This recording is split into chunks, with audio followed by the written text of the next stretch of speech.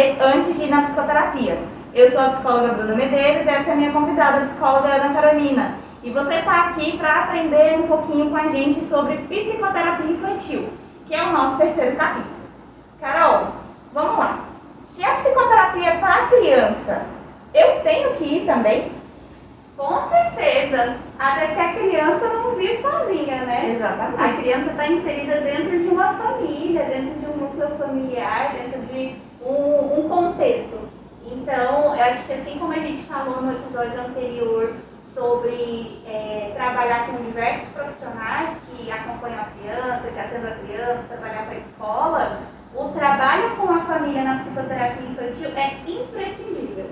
Isso é algo que eu já falo no primeiro atendimento com os pais, que eu sempre costumo falar com eles assim: nós somos um time, então a gente precisa trabalhar junto. Assim como um time de futebol que precisa do artilheiro, precisa do atacante, precisa do centroavante, daquele povo tudo, nós também precisamos trabalhar juntos aqui. Porque só com a criança, eu passo uma vez por semana 50 minutos com ela. Os pais, a família, tá 24 horas todos os dias da semana. Então, se eu não trabalhar com eles também, o que eu alcançar de resultado na psicoterapia infantil pode não ser tão duradouro. E muitas vezes o atendimento infantil requer uma mudança na estrutura familiar, uma mudança na dinâmica familiar. Então, sem dúvida nenhuma, a família, tanto a família extensa quanto a família mais próxima, a família nuclear, precisa participar do acompanhamento também. Antes de eu fazer psicologia, eu estagiei durante um curto período com uma pessoa que trabalhava com gestão de pessoas. E ela trabalhava no âmbito organizacional. E aí sempre que um chefe ia contratar ela para fazer uma palestra motivacional ou alguma coisa, ela falava assim: vem você primeiro. Porque não adianta nada eu motivar os seus funcionários se você não estiver junto. Exatamente. E aí isso me marcou muito. E hoje eu vejo isso se repetindo aqui no contexto de terapia infantil e terapia familiar também, né? Porque assim, por mais que a demanda, o problema esteja relacionado à criança, às vezes a gente faz todo o treinamento com a criança aqui, faz todas as adaptações, modelagem, né? Orienta a criança e tudo mais. Só que quando ela chega em casa, o contexto é diferente. A gente muda o ambiente. Aqui no ambiente da terapia, ela se comporta bem. Chega lá em casa, tem alguma coisa acontecendo na casa que está fazendo com que ela continue com aquele comportamento. Então eu sempre falo isso para os pais. Não adianta eu orientar a criança aqui, fazer os treinamentos necessários comportamentais aqui, e você não manter esse trabalho em casa. Então eu gosto muito de manter uma frequência de encontrar os pais. Às vezes, se não uma vez por mês, pelo menos mês sim, mês não. Até para eu conseguir acompanhar se aquilo que a gente está fazendo aqui está repercutindo em casa. Se o pai está observando uma melhora, se está valendo a pena para aquela família manter aquela criança aqui. Porque a terapia infantil, ela é o investimento que os pais estão fazendo na vida daquela criança. Claro. Né? Então, a criança é nosso cliente, mas o pai também. Né? E a gente precisa estar fazendo sempre essa... Como é que eu posso falar? Essa manutenção da relação e do contrato terapêutico.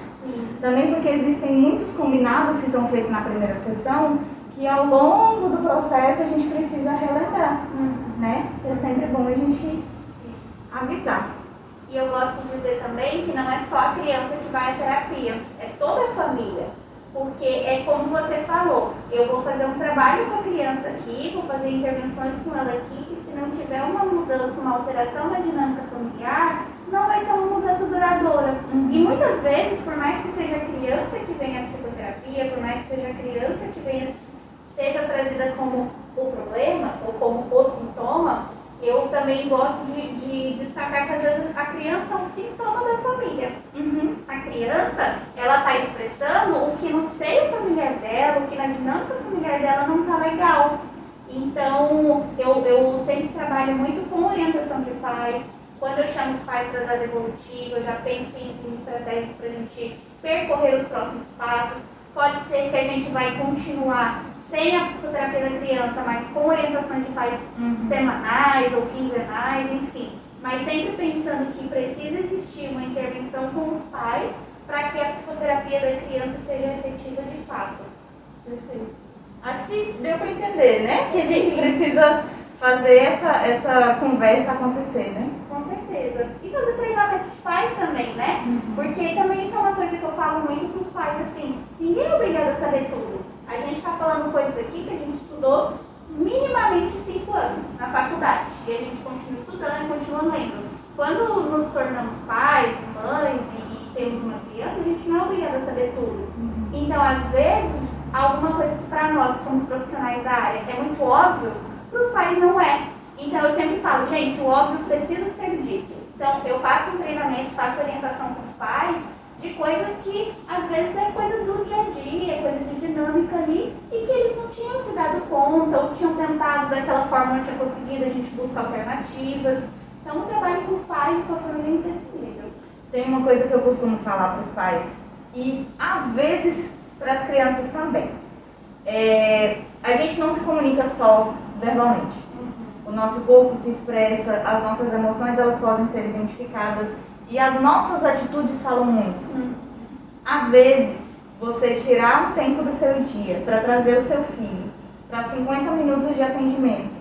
A criança entra no consultório, você ficou na recepção e quando ela sai, ela te vê lá, ela sabe, poxa, minha mãe se importa, a minha mãe está aqui. Então, o que trazer o meu filho para a terapia significa para ele? Poxa, minha mãe valoriza que eu me sinta bem. É um momento que é só meu. Eu acho que isso é uma coisa muito legal também, Bruna, assim, que aquele espaço é o espaço da criança. A criança precisa se sentir pertencente àquele espaço. Então, muitas vezes, alguns pais falam, mas ele não se comporta assim lá em casa é muito difícil, lá em casa ele não me ajuda a arrumar os brinquedos. E aí eu sempre falo, como que está sendo abordado isso com ele em casa? Aqui é o espaço dele. Ele sabe que esses 50 minutos são dele, ele pode fazer o que ele quiser, dentro das nossas combinações que a gente faz previamente, e que eu vou estar aqui para apoiar ele independente do que seja. Em casa ele se sente dessa forma, ele se sente apoiado, ele se sente amado, ele sente que ele tem um espaço dele de pertencimento. Então, às vezes, é muito essa linguagem não verbal, como você disse, e as combinações que são feitas, né? Como que essa criança está inserida nessa família. E uma coisa para deixar claro para você que está assistindo. Quando a gente fala de ambiente que a criança está, as pessoas que compõem esse ambiente também influenciam. Eu me lembrei da minha sogra me contar uma história engraçada, que eles tinham um cachorro e contrataram um adestrador. E o adestrador adestrava em casa, ou seja, a gente não mudou o ambiente. O contexto era a casa. Com o adestrador, o cachorro fazia tudo. Aí a minha sogra chegava, o adestrador falava, vou te mostrar. Na frente da minha sogra, o cachorro não fazia. E aí o adestrador ficava morrendo de medo, falando, olha, mas é sério, eu juro, ele fez.